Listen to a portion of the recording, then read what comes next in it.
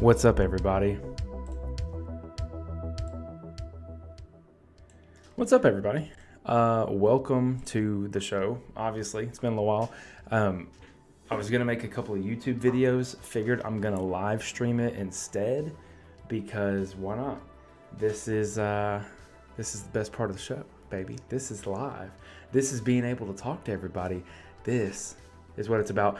Just to give you guys a quick rundown of what we're going to be covering in today's short little episode here, I have two fellas on the line, and one of them is the head of the Scale Bouncer Association on Facebook, Dustin Gerding, and we're going to be talking to him and doing a full wrap-up and kind of a 1 year later. One of the really cool things I got to do was I actually got to help release the Axial Ryft last November. So we're a little over a year in terms of what we've learned, what we've done, you know, all the changes that we've seen be made, all the upgrades you need to make. I'm going to talk a little bit about that. I'm going to talk about King of the Hammers, the 4400 class, the 4900 class, and then the 46, because you know, there's some things to talk about. I'm really interested. Also, I want to say too, just while I've got some people sitting here, Trip Nichols over in the talent tank said he didn't watch any of it this year. It's really weird. It's a weird feeling to see people who are so influential in an area not enjoy it like they used to. And then after that, we're going to talk about the National Rock Racing Association 2022 season with a special guest coming up with lots of information on Tyrant, if that helps out at all. So what I'm going to do now is I'm going to chime in my boys here. Dustin, can you hear me? Yes, sir. All right. Y'all let me know if you can hear Dustin, if you can't hear Dustin, all that kind of fun stuff. Let's see. I got to pull up all my windows here and make sure everything looks good on this end. Dustin, how's it going, man? I'm good, man. How about yourself? Dude, I'm always good. Always super good. I'm not going to mess with this right now, actually, because the worst thing I can do is like pipe the sound of the stream back into the stream. Everybody loves that. So we're just going to skip that. We're just going to hang out. Like I said, I can see you guys chat when you all talk and all that kind of fun stuff. But Dustin, let's talk about the Axial Ryft. It's been a year plus 4 months. So we've come up to almost a year and a half. It's hard to believe. It's concerning because, you know, I had my son last year, or this year. No, was it last year that the Ryft was released? Last November? I don't even remember. Man, it's either a year or two now. I'm pretty sure it's been a year. Y'all can correct us. What's up, Chris? What's up, Gary? It's good to see you in here, Gary. So let's talk about it. Let's talk about the Ryft. So when I unboxed mine, when I got my Ryft, before it all went public, before everything, they sent me one probably, I don't know, 2 months ahead of time at most. They normally, I think, send these out a little earlier than what we had originally got them. Myself and Justin Hoback were actually, I think, the earliest two, I know for sure, but definitely not the only two that ended up getting the pre-release versions. Justin, he actually got the kit version in July, and I got the actual first ready to run, you know, first edition, the whole thing, obviously outside of the ones the engineers had. When I ran it, we got someone chimed in and said Milestar on Patagonia's win the Everyman Challenge at KOH 2022. It's funny. So when I got my Ryft, it was really cool because obviously it's your first rock bouncer. You had the new axles under there. When I ran it, it was good. I have plenty of videos of me out, you know, trying to crawl with the stock system, trying to rock balance with it. I feel like I gave a fairly unbiased review because the truck out of the box I was pretty happy with. Now, come to release, we saw a few different things out of the Ryft. Dustin, what would you say was your initial impression before any of the negativity started coming out about it? What was your initial impression of this truck? I thought it was pretty cool, especially how big it was. Everything being beefier, like driveline wise. Mhm. The axles were way bigger than anything in, I'd say, this industry so far. Because everything to make an AR-60, which was, in a bomber, say, you'd have to spend a lot of money to make those axles that beefy compared to what was in the Rift. And Yeah. that was really cool to see. Yeah, so I've actually got a bouncer I'm building right now, and I'm using AR-60s, and it's been so long since I've used them that I forgot, like, you just have to upgrade literally everything to even, like, turn a 2.2 with a good steering servo to, like, turn. You've immediately got to upgrade the axles. The dog bone system that comes stock is just terrible, like, not even usable. So I agree. I was excited. They sent me demo pictures of, like, Variation 1. My first thought was, holy cow, this thing sits way too high. That was the first thing I thought when I saw it. But I, like you, was like, maybe it's just part of the, just bigness of the car, the size of the car. It's huge. For sure.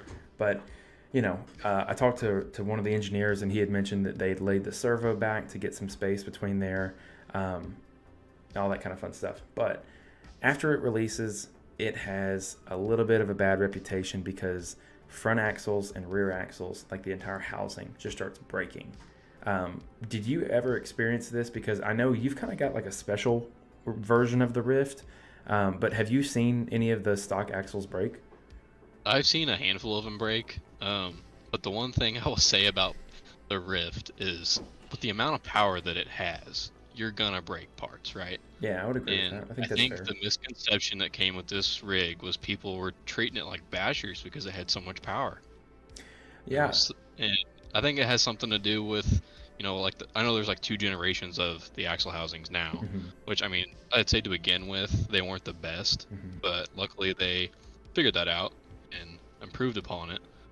But at the end of the day, if you're going to be jumping an RC vehicle 10 feet in the air and landing on rocks, dirt, trees, you're probably going to break a plastic housing, right?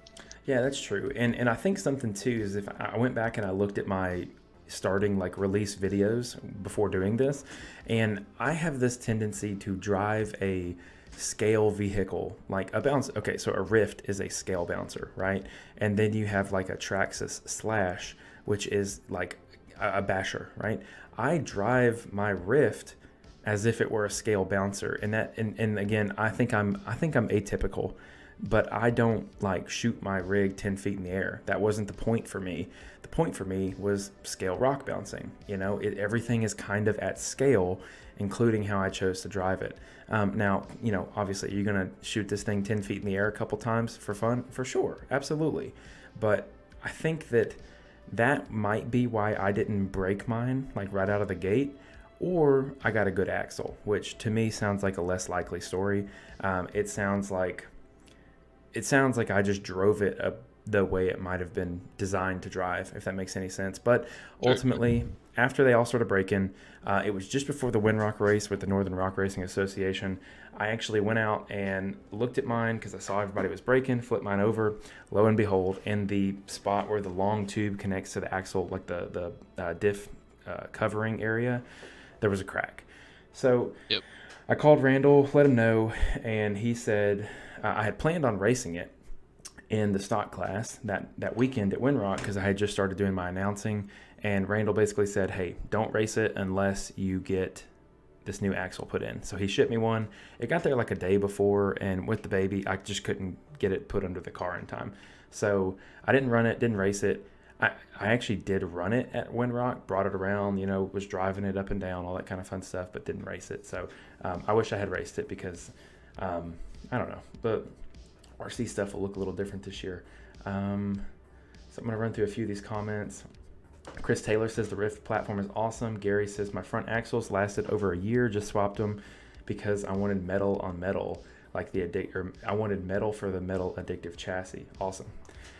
Jerry says my bouncer, and he listed all of his stuff. Huge power there. Gary says super glue with baking soda is a great temporary fix for cracked plastics. What's up, Shannon? Yep. And then Jerry says my ready to run broke third day front axle on tumble. Electronics were sketchy from day one. Okay, so that is the next thing I was actually going to talk about was the electronics. So if you go to the Racing on the Rocks YouTube channel, you'll see pretty quickly that I ran into this issue with the electronics and the binding and the AVC pretty much right out of the gate. And see, I'm gonna go to view on YouTube here, and I'm not gonna play it or anything. So all that being said was, when I got it, it was already an issue. It was like having problems with the AVC stuff from the get-go.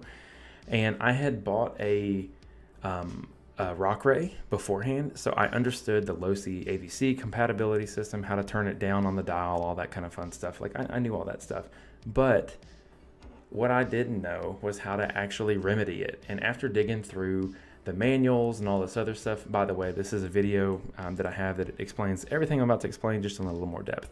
But what I did was I went out, changed receivers, kept the same remote, and it fixed my AVC issues because it just deleted it off. And something that people don't know is that even when you turn the dial down all the way, AVC is not off. You actually have to go get a completely different bind plug and go through the whole system if you want to use that receiver and turn the AVC off. It's a little more complicated, but I had this issue multiple times because I actually ended up trying to rebind the controller, and y'all have to bear with me because the only thing I had at the time was the manual, because it was me and like one other guy in the entire country who had it, and I thought that it was a defective issue. I talked to Randall, and he basically was like, this kind of how they work, et cetera, et cetera. So long story short, my fix for that was ordering one of the receivers that comes in the little SCX10s. They're like cheap throwaway receivers. Just put that in, rebind everything works. AVC no more, fixed.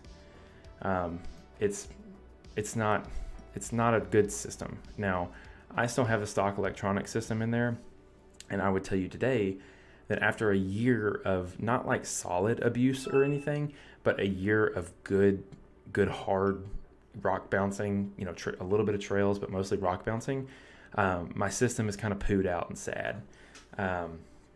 It's just sad. Like, it doesn't have the same oomph it used to. It kind of loses its bindings still, and maybe not even the bindings, but like the ESC motor, just like sometimes I'll just cut off. So it's time for a new power plant in that system, but I really wanted to keep it stock for the longest time as it could, because it's production car #1. So I was interested. Again, I know, Dustin, you didn't get a chance to run the stock electronics, but everything you've seen sound about right? Oh, absolutely. With it, so what people may or may not know is that the electronics in the Ryft is a non-censored brushless, which is not intended for crawling necessarily. The censored side of it's more electronic controlled. You have a lot more low speed control compared to a non-censored, which is what the Ryft had, and that's what makes it kind of harder to control and worse low speed. Yeah, I was really interested to see how many people immediately wanted to turn these things into like hard crawlers. Did that surprise you? Turn them into what? Like hard rock crawlers. I was kind of surprised by it. I mean, there's two different markets out there, There's a lot of people that have no idea what rock bouncing is, and to some people this might have been a crawler, But to turn this rig into a crawler, it would take a little bit of work, but. And don't worry, guys, on YouTube, I see y'all too. I got people saying I hit a wall in reverse full speed, broke the axle housing, and bent the SSD tube. Dang, he said he couldn't even get out the axle shaft. That's how hard you hit it, buddy. Like, that's impressive. But all that being said, the crawler conversions and the bouncer path lines, they both go the same direction, and it's with electronic upgrades. How about this? I'm just going to tee this one up like a T-ball for you. What were your thoughts on the Servo Saver and the stock servo? What do you think about that whole package?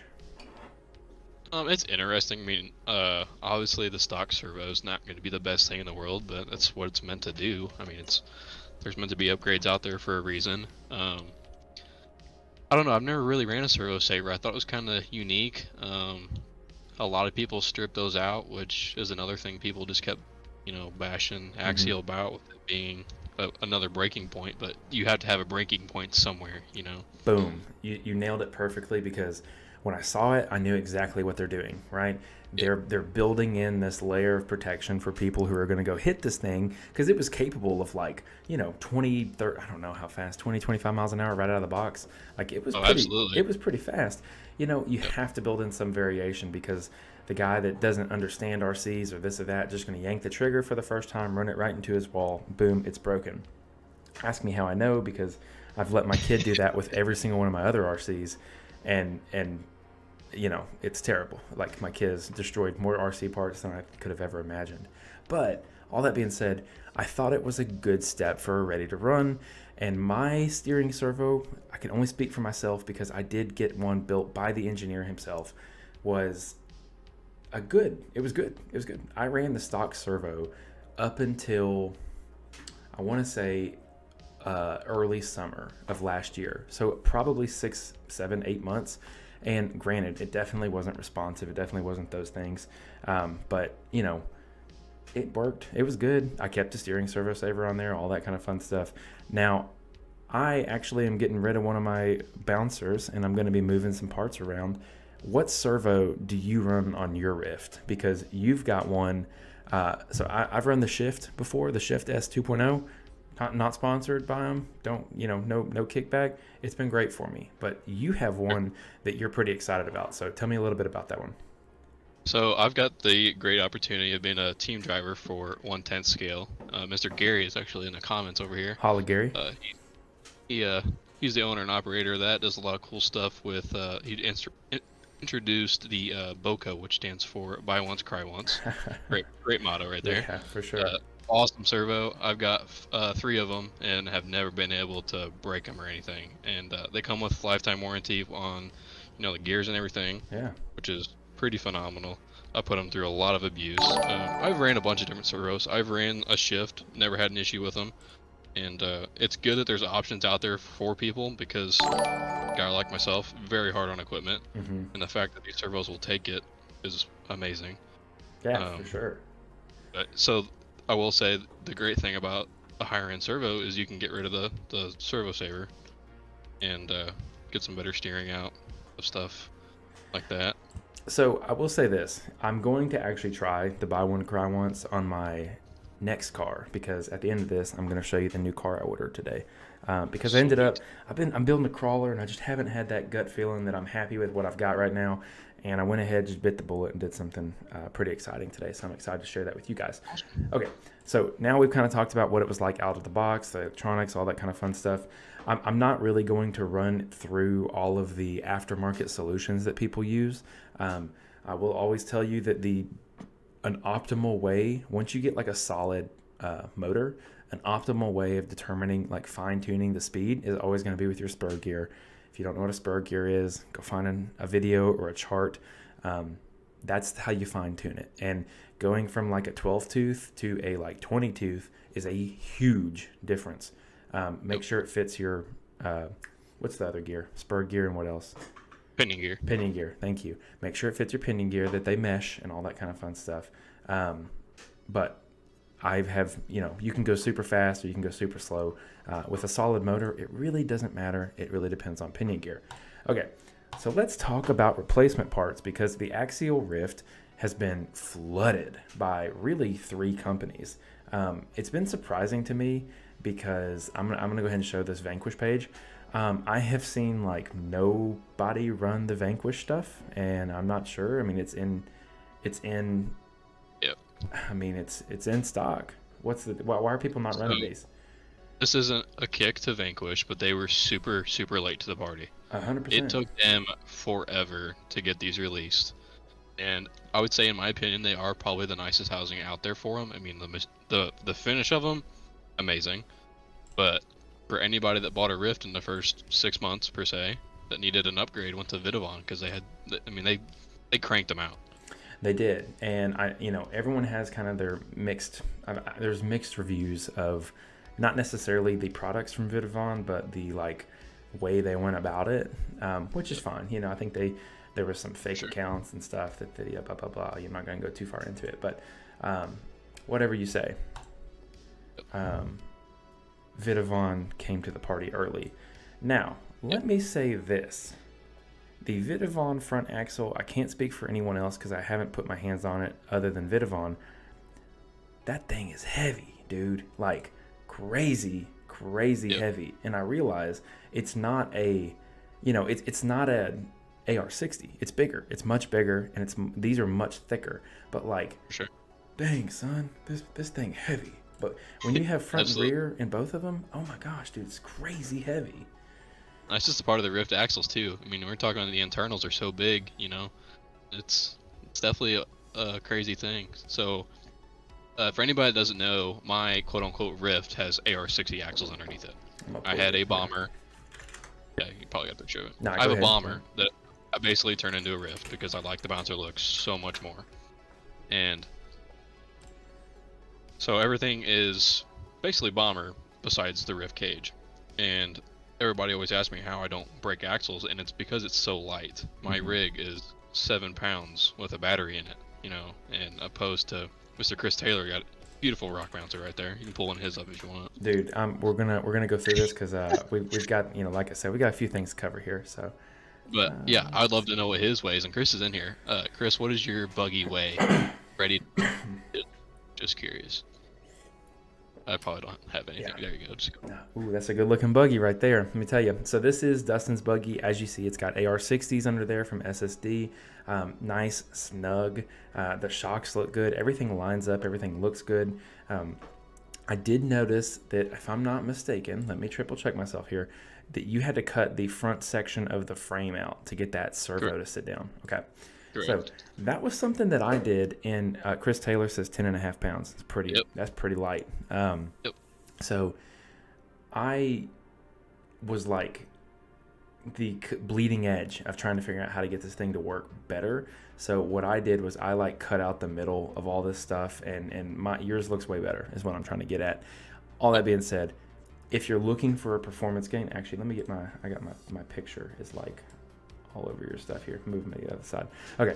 If you're looking to gain some performance, cut that whole front section out. Let the up travel come through, because I feel like that's one area where they like crazy drop the ball here. It's just with no up travel in the front. But they did that so you can fit a ridiculously sized battery in there. So it's, there's pros and cons to all of it. I know you're not running a 5,000, 3S battery in there. So, there's, like I said, pros and cons. But all that being said, beautiful rig. Yours is a little bit more narrow, correct? Because the 60s? I have wide hubs on mine. It's probably very similar to what a Ryft actually is. Okay. I'd love to set it next to one and compare it, but I really never have. Yeah, as I was saying that, I was looking at the rear, and the rear's kicked pretty far out there. But outside of the axles, there's now solutions. Also, I had someone in the chat mention that T-Reel, or Treel, however you want to call it. Treel.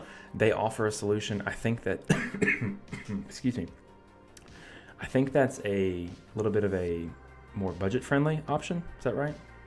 They're about the same price as Vitivon. They're super nice. The good thing about them is you can give them in different colors, and they look really nice. Ooh. I know. I've seen the orange one. Yeah, Chris Taylor and Shannon, and a bunch of the guys from down the Addictive crew in Tennessee, they run them, and if they can't break them, I'd say not many people can. Yeah, there's something to be said for those wild boys out there. Yeah, and there's a picture of an orange one. 140 for the rear. I'm assuming 190 for the front, same as everybody else. And if anybody's looking for some Treel stuff, Mr. Gary over at 1/10 is a dealer for their stuff. What's the website for him? 1/10 scale. Awesome. .com. Yeah. Holla. There you go, Gary. Holla. All right. Last thing I want to talk about the Ryft is the spool situation. So in the axles, and probably the biggest complaint for mostly everyone outside like electronics and the axles was the fact that this thing didn't come spooled. Again, mine was built by the engineer. I didn't really have issues. I did let them know that like my center sections were getting hot and all that kind of fun stuff if I really ran it. And I asked them about like diff fluid, like lifetime, how many times they'd have to, how often I should replace it, blah, blah, blah, blah, blah, all those things. The engineer told me, don't worry about it. You'll never have to replace it. So I have yet to replace mine. Yep.